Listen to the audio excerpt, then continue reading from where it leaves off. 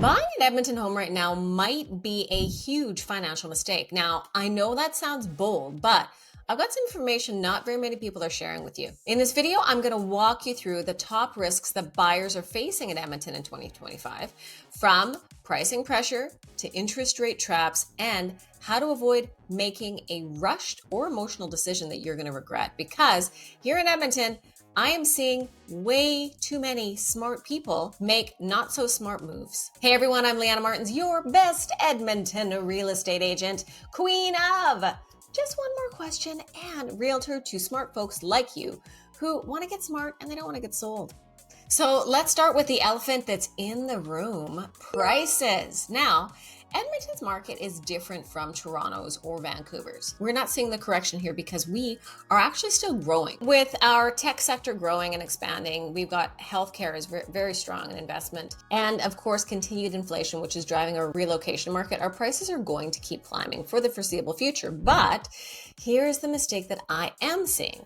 Buyers thinking that any price is good, depending on what market you're coming from, because Edmonton is so affordable compared to other Canadian markets. So I'm watching people pay 20 grand, even $50,000 over asking for homes that might not be worth it. Not because the market is inflated or it's going to correct, but because they're buying the wrong house in the wrong neighborhood that won't reflect that appreciation the way that others do. So the problem isn't that you're going to lose money when the market drops. You probably won't in Edmonton, like I said, for the foreseeable future. The problem is you could be locking yourself into a mortgage for a house that was never worth what you paid for, or a condo that's depreciated in a neighborhood that will not grow with the rest of the Edmonton market. So while your friends in the right areas see their equity building year after year, you're stuck with a property that barely keeps up with inflation, or worse yet, it loses equity. Number 2 is fluctuating interest rates. That could catch you off guard. So here's the trap that I see buyers falling into with interest rates time and time again. Right now, they're thinking that they need to time the market.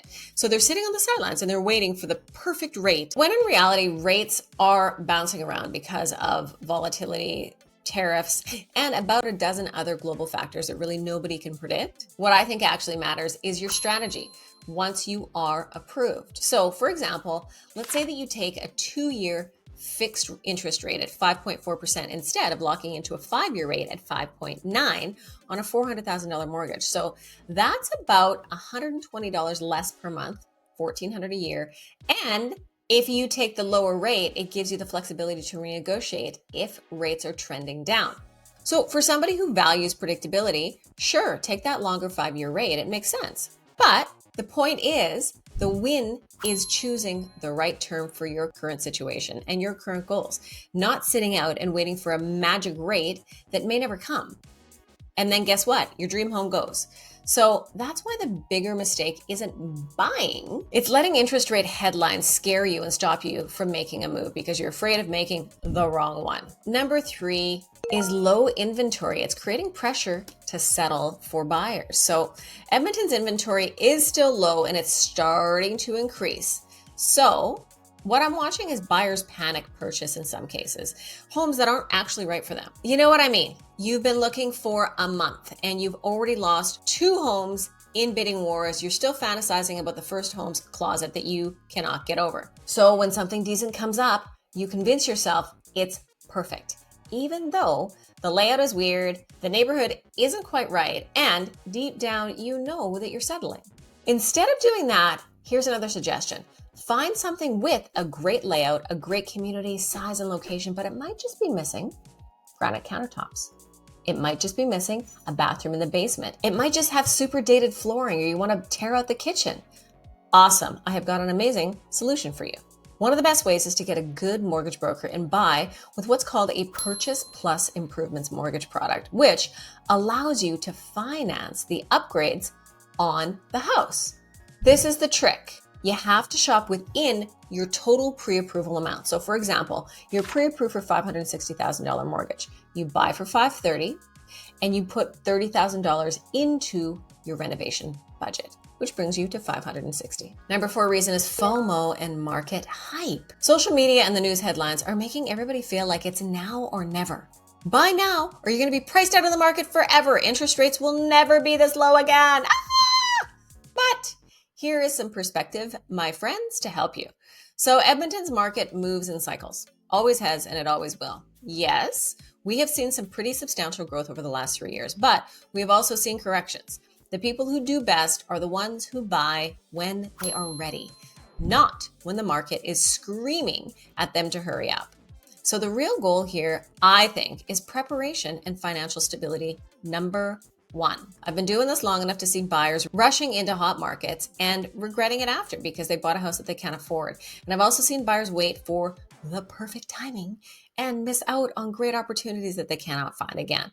So what's the sweet spot? When you are financially ready. That's it, regardless of what everyone else is doing. Number 5 is financial readiness, which I just mentioned, and it always trumps market timing. So this is the biggest, I think. I do not care how good the market is, because if you are not financially ready, you are setting yourself up for stress, sleepless nights, and potentially losing your home. Are you buying because you can technically qualify or because you can comfortably afford the mortgage? There is a huge difference. Can you handle a $1,500 emergency repair if that comes up? What if interest rates go up at renewal? What if one of you loses your job? What if you guys get pregnant? And obviously, mom goes home for maternity leave, you lose half your income for a year. Don't buy if you are just barely squeaking your numbers in. You need to have extra. You need to be prepared for emergencies. And I promise you, you will be happy that you did. Your mortgage broker is going to tell you what you can qualify for. I am telling you what you can actually live with. And trust me, house poor is not a fun way to live, especially in Edmonton winters when everything costs more to heat, to maintain, and to repair. So are you still thinking about buying in 2025? What is your biggest concern right now? Is it the market? Is it interest rates? Is it finding the right neighborhood? Drop it in the comments below because I would love to hear. I love helping people figure out the right timing and the right place for them. And if you are buying, selling, or relocating, friends, to Edmonton, click the link below and join my free academies. You get smart, not sold. Here is where we cut through all the market noise and help you make decisions based on your situation and the data and the facts, not what everyone else is doing. So if you like this video, you are gonna love my next video.